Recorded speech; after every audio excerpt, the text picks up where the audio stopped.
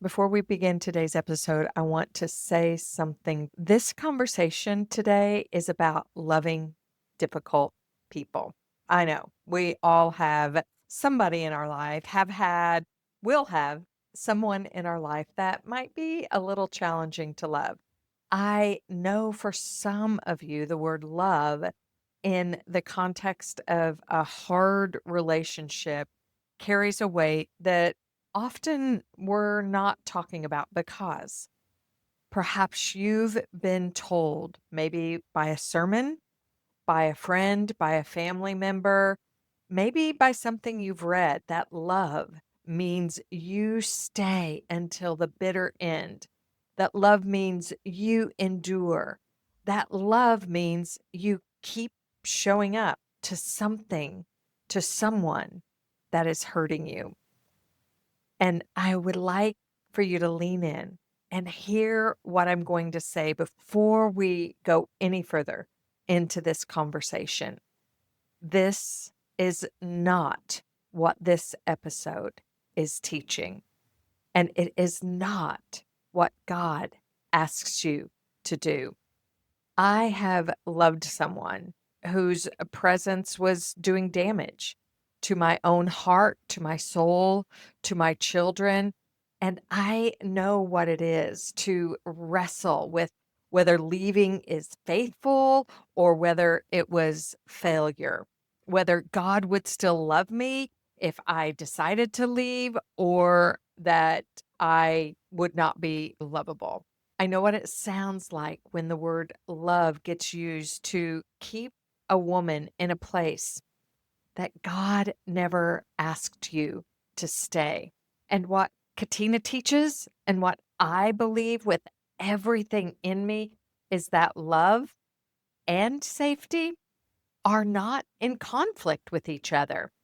In John 8, the woman who was being used and exposed and shamed publicly, Jesus didn't tell her to go back and endure it better, to pray harder. No, he stepped in between her and her accusers, the thing that was harming her, and he drew a line in the sand. He protected her. That is the heart of God for you. A boundary, as you will hear Katina explain, is an act of love. It's an act of love for the other person, and it is an act of love for yourself. And sometimes the most loving, God honoring thing that you can do is create distance between yourself and the behavior that is harming you or someone that is important to you. Loving someone does not mean living inside of their sin. You can love a person and still require safety. You can love a person and pray for them and not be in the same room with them. So, if you are in a marriage or any relationship that is abuse, emotional, physical, spiritual, financial, please hear me. This episode is not telling you to stay. It is, if anything, a reminder that God's love for you is the foundation. And He is not asking you to absorb what He Himself would not allow. If that's you today, I want you to talk to someone that's safe, a counselor, a pastor that you trust, a domestic violence advocate. There are people who can help you think through what love and safety look like in your specific situation. You don't have to figure this out alone, and you do not have to choose between faith and freedom. What we're about to talk about is real, it's rich, and it's going to change the way that you might see difficult people and yourself. Let's begin. My oldest daughter and I were in one of the hardest seasons of our relationship. Her dad had recently left, and she was hurting in ways I didn't know how to reach. She tucked herself away in her bedroom and would come out for meals or to interact with her siblings, but every time we were in the same room together, it seemed to end up in a yelling match. And I want to be honest right here. I didn't handle her heart very well. I didn't handle her hurt well at all. I didn't have the tools and I didn't have someone like today's guest mentoring me on the journey of how to love my daughter when she was seemingly acting very unlovable. One afternoon, I remember I sat down. I was completely exhausted from the emotional battle that seemed to never stop. And I did something I hadn't done until that time. Oh, I've done it a lot since then. I stopped looking at the problem and I looked up. I said, God, how in the world do you do it? How do you keep loving when someone is acting so unlovable? Because, Lord, I know I'm not being very loving toward my daughter right now. And she isn't making it easy for me to love her. I need you here. I need to know your way. He gave me a scripture, Jeremiah 29:11. I know the plans that I have for her, Misty. He already knew the plans he had for her. And then he gave me something I wasn't really even looking for. It was a picture. It wasn't of who she was being or how she was acting. It was a picture more of how he saw her, a strong and mighty warrior woman. It was a battle axe in his hand.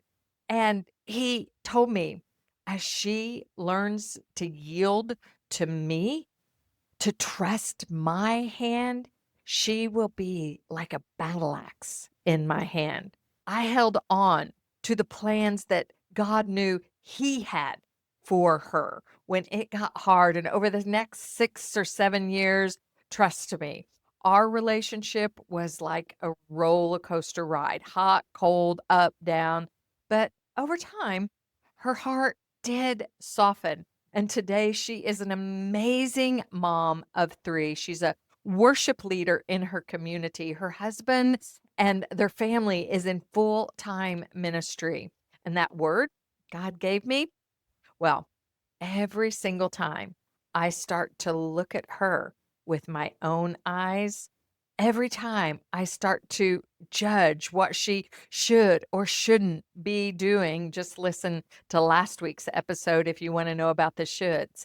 God quietly reminds me to look up, to look at who He says she is. And beloved, that is what today's episode is all about. Not a strategy for tolerating difficult people, a theology of love and what it actually looks like to love someone who isn't making it easy. My guest today said something in our conversation that I want you to take a moment and listen to. A boundary is not about self-protection as much as it is about loving them better. Let's say that they're not treating you with respect. If you let them continue to treat you with disrespect, you're letting them sin. And love halts that sin. It says there's a line, and we draw a line at sin. So when I allow you to run over me or be unkind to me, I'm allowing you to sin, and that's not loving. Okay, if that got to you the way it gets to me, I want to invite you to buckle up and stay with us on this power-packed conversation about how to love difficult people. Hey there, welcome to Mom Mentoring. I am so glad you're here. Whether this is your first time or you've been with me for a while, thank you for joining us. This is a podcast for Christian moms who are hungry for something more than just survival mode. Every week, we gather around wisdom, the kind that meets you in the real mess of life and point you back to the one who holds it all in his capable hands. I'm Misty Hughes. I'm an ICF certified life coach, mom to four amazing adults, Grammy to six, and I'm someone who has lived more chapters of the hard stuff than I'd ever planned. For over 25 years, I've been walking alongside of Christian women, helping them navigate out of overwhelm and into the peace, clarity, and purpose that God designed them to live in their daily rhythms of life. That is the heartbeat of everything we do here. So if you're looking for a place to belong, come join our Facebook community, Christian Moms in Business and Ministry. It's where we keep the conversation going all week. Now, my guest today, she grew up in she grew up as a first generation Greek American, full Greek Orthodox church, Greek dance lessons, Greek food in the lunchbox, the whole thing. If you've ever seen My Big Fat Greek Wedding, she says yes. That's basically been her life. She moved from California to Texas for grad school and met her husband, Mike. And somewhere along the way, they dedicated their lives to Christ and never looked back. She holds a BA and a master's degree in psychology. She has been a Christian speaker and Bible teacher for over 20 years. And in 2021, she launched Morning by Morning Life Coaching. She built this coaching practice around her belief that it is really a morning by morning process of renewal. She coaches women through all kinds of relationship challenges. And her signature framework, the Christ centered boundary blueprint, is exactly what it sounds like. It's biblically grounded, rooted in love, and designed to help women set real boundaries without losing themselves or the people that they're called to love. Out of her own late night, 3 a.m. wrestling matches with God, she wrote, Love is Complicated, a Bible study handbook on learning to love difficult people well. Please welcome Katina Wilkins. You know, Katina, the Greek word for love is agape. And I have a feeling you've spent more time figuring out that word than most people ever will. I cannot wait for these moms to hear your story and to actually talk about what it looks like to live love out. But before we get into our conversation, I want to have a quick word with you. If you're in a season where everything feels like it's too much and you're ready for something more than just getting through the week, I want to invite you to grab my Rhythms of Renewal mini guide. It's free, it's practical, and it's just a gentle first step toward building rhythms so you don't run on empty. You can find it at mistyhughes.com/resources. The link will be in the show notes. And if you're curious about what it looks like to work with me more closely, a discovery call is always the best first step. You'll find that link in the show notes as well. It's absolutely free and it's an opportunity to ask all your questions and get a taste of what coaching would be like for you. All right, let's get into it. Your life work is centered around loving difficult people. Sometimes there's a story behind why we do what we do and why we're passionate about what we do. And so, was there a journey for you into this area of coaching? Yes, definitely. Definitely. I feel like if I didn't have a personal experience with it, then I would just be a lecturer, right? And it wouldn't be the same. I would be like, and you should love them well. And that's just the end, right? But unfortunately for everybody else, I did go through a spell where it was very hard for me to love my family. And it was about 5 years ago, about now, soon after COVID. I had a teenager at home. I had a mom who was newly widowed and a husband who I was not used to be working from home at that time either, right? All of the chaos that was happening, it was like I got to this point where I really started to realize that I didn't really love anybody in my family, that everybody was not doing what I would wanted. I was a people pleaser. To my recovering people pleasing folks out there, I think it's very easy for us to get caught up in thinking that love is pleasing other people. And when nobody's happy, then you feel like you haven't loved well and are not doing your job well. And it becomes very confusing about how can I make them all happy? And I couldn't do anything to make them happy. And if I couldn't do anything to make them happy, then I couldn't make them feel loved.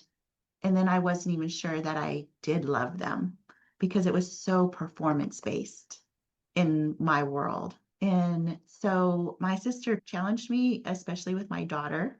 She goes, I know you love her, but does she know you love her? And did you know in the Bible it says 200 and blah, blah, blah times that the word love others or love one another? And I was very offended by it because at the time we were debating on letting her go to live in Florida. My sister had invited her to come and live with them.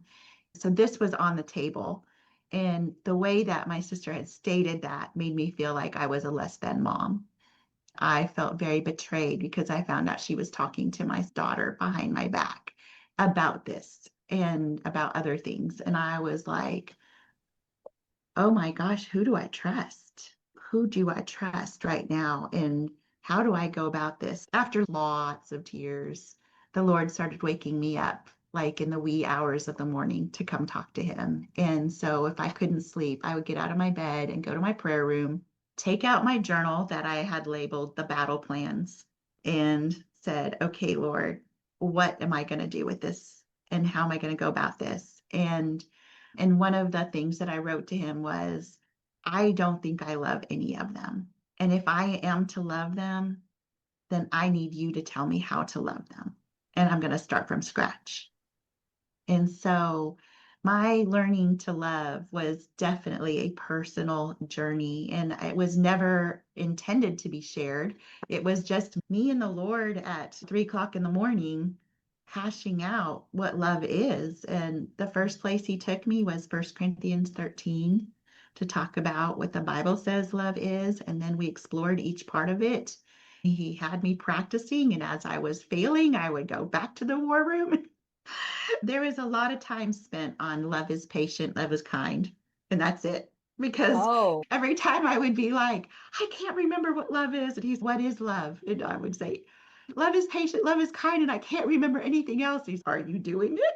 Let's just stop. Let's just stay there until you can master love is patient, love is kind.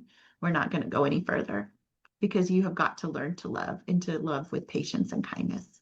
I think that love it can be wrapped up in expectations of what we think how others should behave. And when they're not behaving well, then we hold back our love. I think about where you landed for a long time, the patient and the kindness. And it's hard to be kind when people aren't being kind to Yeah. you. So give me an example of how you did that. Ooh, that is a very good question. Sometimes the kindness and the patience was listening instead of telling is very easy for me to jump to judgment and let me tell you what is right, or even let me tell you what the Bible says, like when it came to my daughter, right? And so sitting down and saying, are you hearing what she's saying? Are you listening to what she's saying? A lot of that respect is kindness and patience. Same thing with my husband, not just shutting him off and saying you're wrong or whatever, but listening. I think that has a lot to do with it. I also learned a lot about boundaries. To love someone doesn't mean that they can do whatever they want. Like kindness doesn't make you a doormat. Let's just go there then. Oh, Kindness doesn't make you a doormat.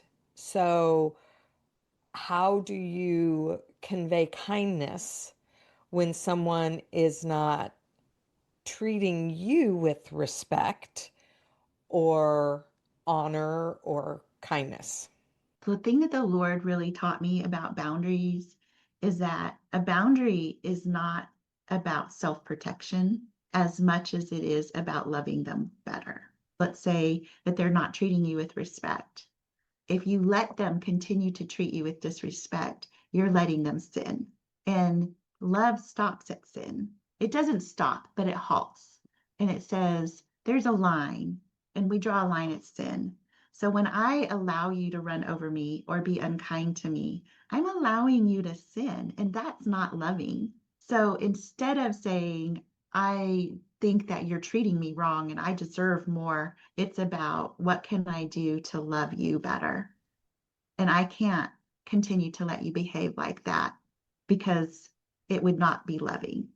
And I'm going to stop this because I love you too much to allow you to talk to me like this. That is so simple, so true. I don't know that I've heard it put that way before. So it changes the way you look at rudeness. And the other quote that I probably say all the time is that God does not ask us to love others in order for them to love us back. He wants us to have a loving relationship. He created us to need love in our lives, but He makes us have that need, not just because we need other people in our life, but because we need more of Him in our life.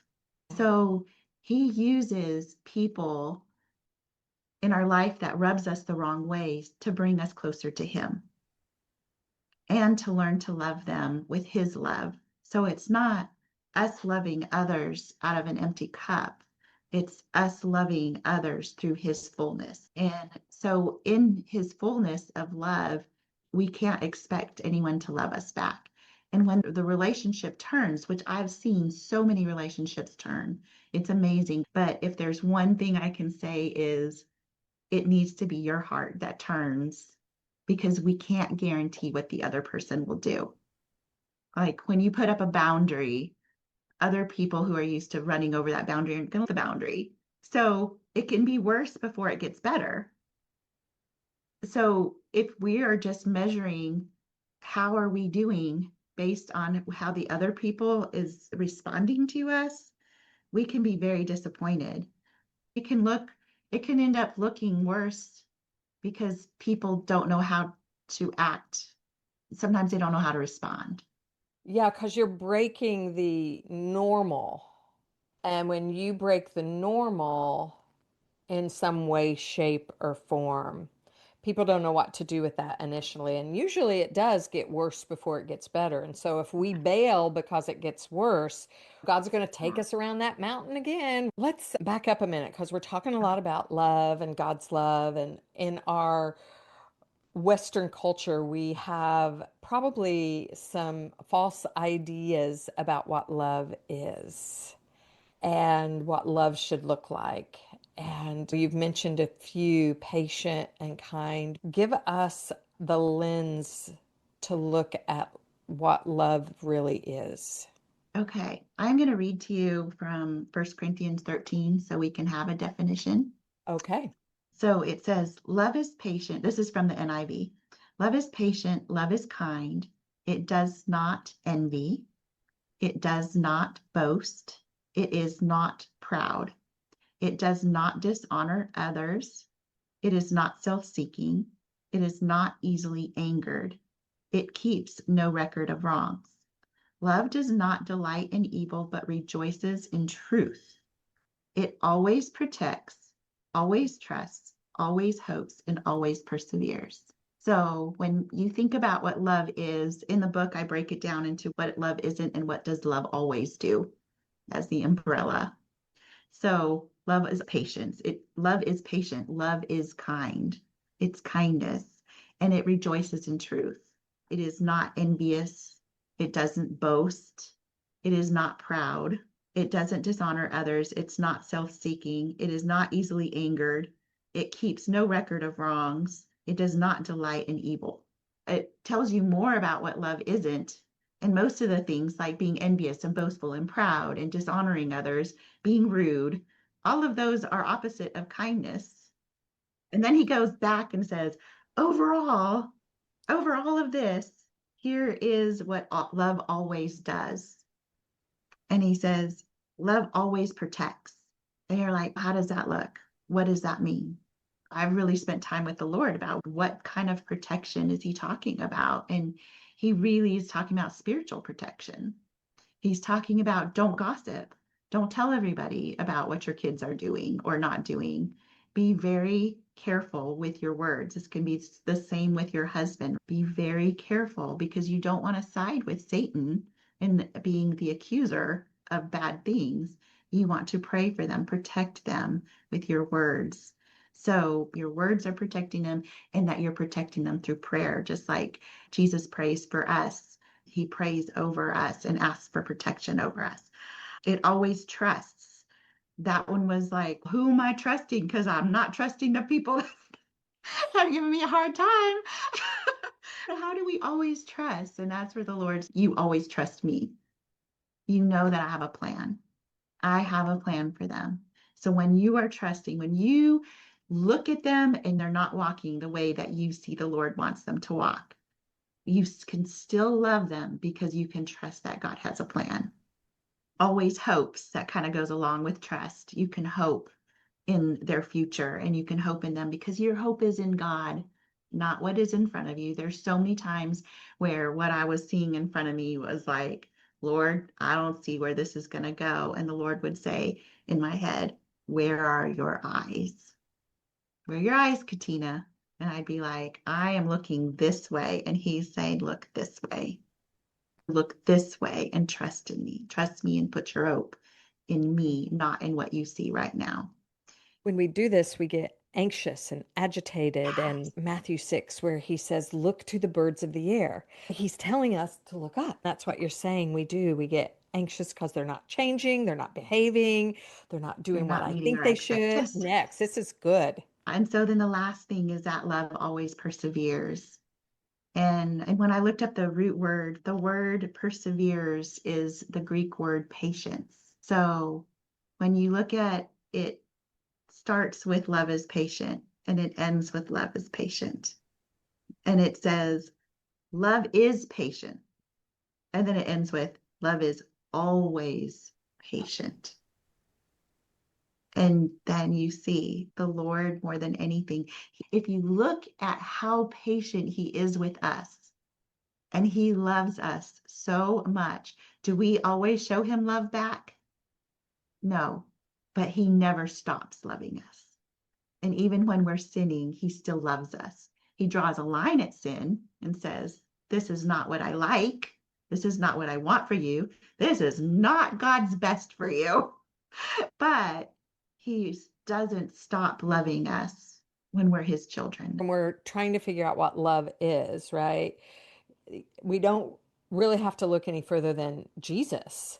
Like you're Yeah. saying, the model, he does all of that perfectly. And there's a translation of Matthew 11 in the message. And Matthew 11:28 is about come to me all you are who are heavy laden. And Mhm. when we're not loving people, we're burdened because it's just heavy and everything's hard. So he's inviting us to come. But the translation, it says, walk with me, watch how I do it, learn from me, and work with me. And when we just walk with him, like you did at 3 a.m. in the morning, you were learning from him. You were gazing on who he is and what love actually looks like. That's really simple, and yet it's really hard. You must have been kind of desperate. I was definitely desperate, but desperate times make you do desperate things. Yes. And and it was a choice to walk with God. I could have just said, forget you all. How many people do that? And they leave their families or just check out or start drinking or whatever else. And I wanted to do it his way.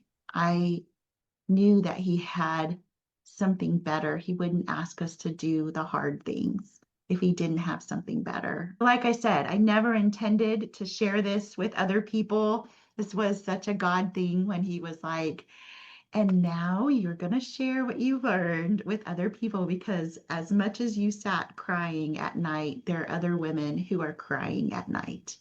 There are other people who are in the same boat, who are suffering, who are crying out to me and saying, I don't know what I'm going to do with my sister, or I don't know what I'm going to do about my mom or my husband or my child that I'm pleading over. So it became really important. I didn't at first create the Bible study. I actually did it as a speaking engagement first. And then he started to show me that each of my pillars to talk about were chapters. I wanted other people to see that the Bible is relevant for today and for you to use it and how to use it for even people who've never done a Bible study. People are shocked at how much it has changed their perspective about themselves and what kind of person they are, and realizing that maybe they've added to the relationship. So, did you feel unlovable in the season, or was it just really about you didn't love them? Oh, that's a good question. I think there were even times based on the way that I was treated by them that I didn't even know if I was worthy of any love. I think that one of the boundaries that I learned going through this process is that I definitely, in my people pleasing, I felt like I was looking for their approval all the time. And when I wasn't seeing their approval, I was not feeling loved by them Hmm. either. And then it made me start to wonder, what do I carry? What do I bring to this, to any of these relationships if I'm constantly disappointing people? I was feeling like was a constant disappointment. I was Okay. not a good enough daughter. There's no way I could do enough to make my mom happy. I couldn't do anything to make my husband happy. I couldn't do anything to make my daughter happy. And then feeling like my sister was wanting my daughter was making me feel like, Now was you're betrayed on mom. top of it all, right? Yes. And so you start wondering, what do I bring to the table? I'm not good enough for anybody. So there Mm, is actually a chapter that talks about healthy self-love in the book. And that was something that I had to really understand as well, is how much God loves me and pours into me and what he thinks of me and how that needs to stand above what anybody else says or thinks of me. In your time of prayer, God brightens your face and he shows you who he is and he shows you such beautiful things. And that's the thing I want for other people. I mm, want them to shine and love so brightly that people will ask them, what do they have? And what do they know? And they can point to God and they can yeah. say, I can love this difficult person who's making my life miserable right now, whether it's an in law or your own husband or whoever it is. I can Yeah. endure this because that was another way of saying always perseveres, was some translation says always endures. Mm, And how do you endure that? You endure it because God endures you and he gives you what you need in mm, order to yeah. love well. You say, Yeah, okay. we can't give to others. We can't give that enduring, patient, kind love if we haven't received it. It's that empty cup, right? I'm giving from my own filthy rags, and it's not very good. But when I sit with the Lord, when I receive, when I look to Him, like we were talking about, and not to the person, I am filled up with the love of God. And one of my favorite verses for 30 years has been out of John 17, and it's where Jesus is in the garden and he's praying to the Father, and it's his dying wish, right?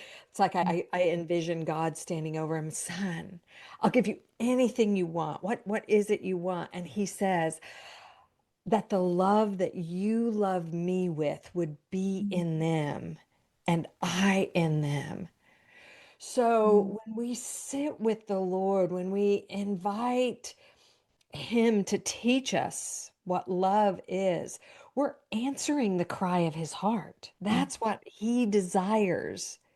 He says, mm, I desire above all else for us to know the love that God loves Him with and that He would be in us so the world may know, right? So mm. that's what you're doing, Yeah. Katina. You've talked a lot about your Bible study. So I call it a Bible study handbook because I feel like it's something I would want people to refer back to.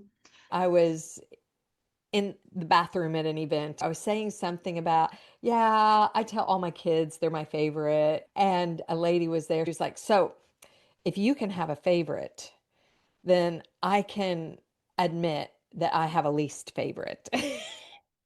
And I was like, yep, I think that's where it's got to start. We have to be aware and we have to be willing to confess it or say it out loud. I'm having a Mhm. hard time loving this person, no matter who it is. And I think that is a bold, brave step to take because God can do something there. We've talked a little bit about boundaries, but you have a boundary blueprint. And I know boundaries are just such a hot topic. We've misconstrued what boundaries are, what they aren't. I just came off of a coaching call and it was the hot topic. What are boundaries? How do I have boundaries and be loving? Boundaries don't convey that I'm loving. So, is there anything about your little boundaries blueprint that you can tell us? I do feel like it starts with love. If your boundaries are because you love someone, it's hard to go wrong. In the boundaries section of the book, I talk about God's boundaries and what it looks like, and that it's okay to have boundaries. Even in nature, there's boundaries, like where the ocean stops. Some people will ask me about keeping records of wrongs, and they'll say, but what if they keep doing it? And Jesus tells us to keep forgiving, right? 70 times seven. The number seven is the perfected number. It's until it's perfect, is we just keep forgiving other people. So, what I will tell people is that it's really important to understand a pattern. But when we keep records of wrongs, we are keeping it with an emotion. And another thing, let me tell you that you did wrong, right? And it usually comes up when we're the most upset. And we start conjuring up because one thing reminds us of another thing and another thing. And it's the way our brains are built. You touch one thing and it starts opening up other cabinets that are similar. And We then thought all we we locked can, that baby shut. yeah. And we're like, oh, now that just reminds me again about that. And that's really frustrating. And so, yes, if you see a pattern, a sin pattern, then you need a boundary. We're not keeping records. We're saying we don't think that it's wise for you to open that door. That's a sin pattern. And we should never enable someone to continue to sin. So when we see it as a loving thing to do instead of a harsh thing to do, then it changes our viewpoint about what a boundary is. So Okay. that's what I feel like is the most important thing. Yeah. Starting with love. You just keep bringing us back to this love thing. Yes, it's I know, amazing how right? it flows through everything. I know. It's crazy. So your book is a Bible study. Where can we find it? Order Amazon called Love is Complicated, a Bible study handbook on learning to love difficult people well. It includes videos. I taught the Bible study at an independent living where most of them are in their 80s. And they love this Bible study so much, but they're like, you went way too fast. They're reading every sentence that I write and they're looking up every verse together. They want to master this. Wow. And I think that is incredible. How do you love others if you don't understand God's love for you or have a healthy self love? If there's a section that you're caught in and you want more individual coaching, or you want to go through the Bible study with a coach, I have that. I'm about to come out with a group coaching that I am putting together for the fall. I'm excited to hear you're going to be offering it in a group, guiding a group maybe later in the fall. So if women want to get a hold of you, like a waiting list or something for the cohort in the fall, is there Yeah. a way that we can track you down? If you are a Facebook person, if you go to Katina D. Wilkins and add me as a friend, I'll be putting a lot of things on there when that gets closer.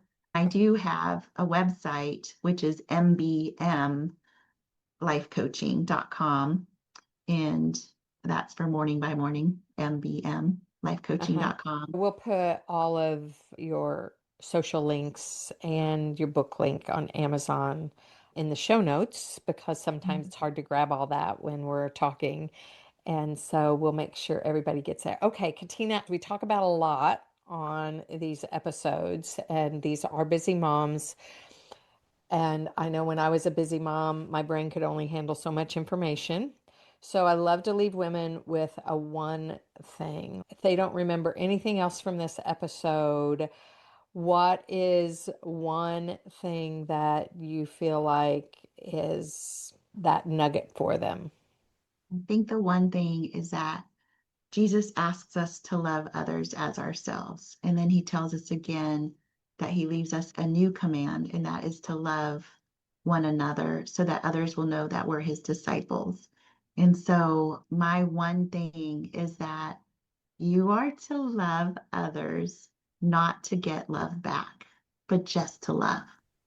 Thank you for bringing that home for us. That is truth. When we let ourselves, as hard as it might be to hear that, it is the truth that will set us free to truly be able to love. So thank you. Thank you for not shrinking back from what God has called you to do and from the journey He's had you on. You are truly a blessing as you teach us how to love like he loves. Okay. If there's one thing I want to invite you to take away from today's episode, it's this: loving someone difficult is not about trying hard. It is about looking up, looking to the one who loves you perfectly, who loves that other person perfectly, and who can pour through you what you could never, ever manufacture on your own. You don't love from your strength, you love from His fullness. I think about that question I asked God at the beginning of the episode. How do you keep loving someone that is so difficult to love? And what I know now that I didn't know then is He showed me. He's been showing me every step of the way, slowly, over the years, not all at once. That's the nature of this kind of love. It's patient. And it's the word love starts with. If Katina taught us anything today, it's that love also ends with that word. Love is patient, it endures. Love always perseveres. And God has more patience for that person you're trying to love right now than you could ever imagine.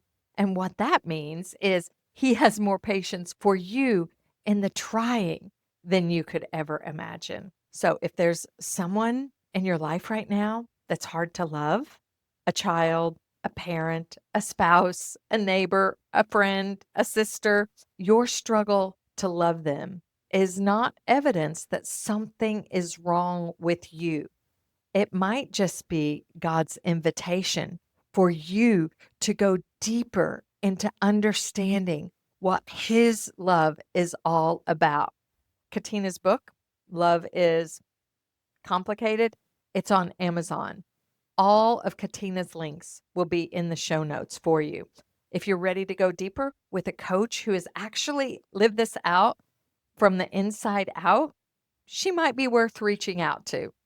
And to the woman I spoke to at the very beginning of this conversation, I haven't forgotten you. I hope something today gave you language for what you've been carrying. I hope that you heard somewhere in this conversation that God's love for you is not a reason to stay somewhere unsafe.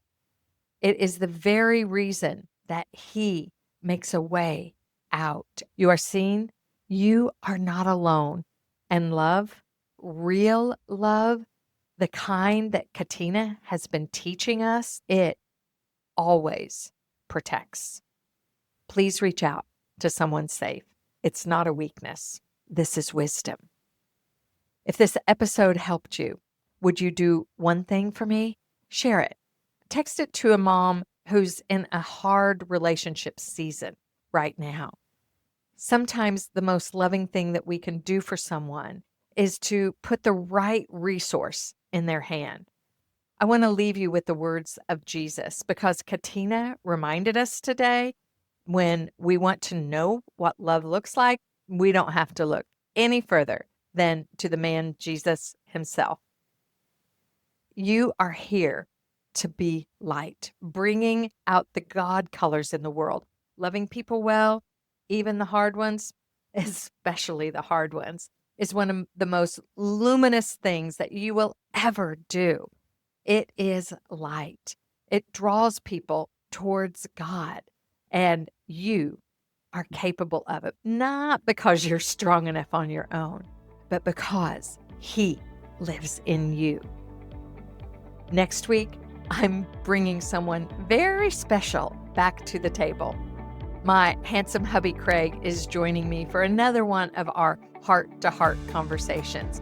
We're still nailing down exactly what we're going to dig into, so keep an eye on social media for the preview of what that conversation will be all about. You won't want to miss it. I'm Misty Hughes. This is Mom to Mom Mentoring Now. Go shine, because when you shine, you give others permission to shine too.